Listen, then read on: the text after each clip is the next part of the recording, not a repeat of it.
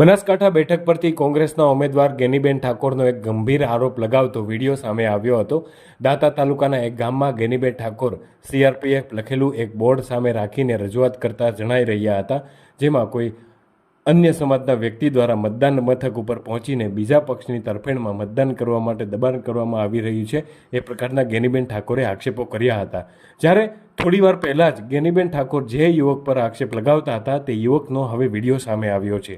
આ યુવક વિડીયોમાં જણાવાઈ રહ્યો છે કે ગેનીબેન દ્વારા તેને મારી નાખવાની ધમકી આપવામાં આવી રહી છે। આ પ્રકારના ગંભીર આક્ષેપ આ યુવકે કોંગ્રેસ ઉમેદવાર ગેનીબેન ઠાકોર ઉપર લગાવ્યા છે।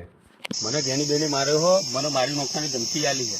મારા ભાઈઓના 25 જણાએ ટોળાએ હુમલો કર્યો, મારા પર મને કાપા કાપી કરી, મને માર્યો, મારા કપડે ફાડી નાખ્યો, મારા શર્ટ પેન્ટ બધું ફાડી નાખ્યું અને એને મને ધમકી મારી નાખવાની ધમકી આલી હોત કરતા પડતા। એને મને કીધું કે તને જીવતો નહીં મિલે, તું એવું કરવા આવ્યો, એવું કા ફરી, મારે કોઈ લેવા દેવા નહીં, હું તો બુથે ઉપર કે કશું કોઈ નતો, હું તો તોય પેટું ઉભો હતો। એને ખોટા હેરાનગતિ કરવાના। હું SP સાહેબને વિનંતી કરું કે મને બચાવી લી, મને આ બધા અડમાલાથી બચાવી લી, આ ગેનીબેન એનો સાવત રહે, મને મારવાના નહીં।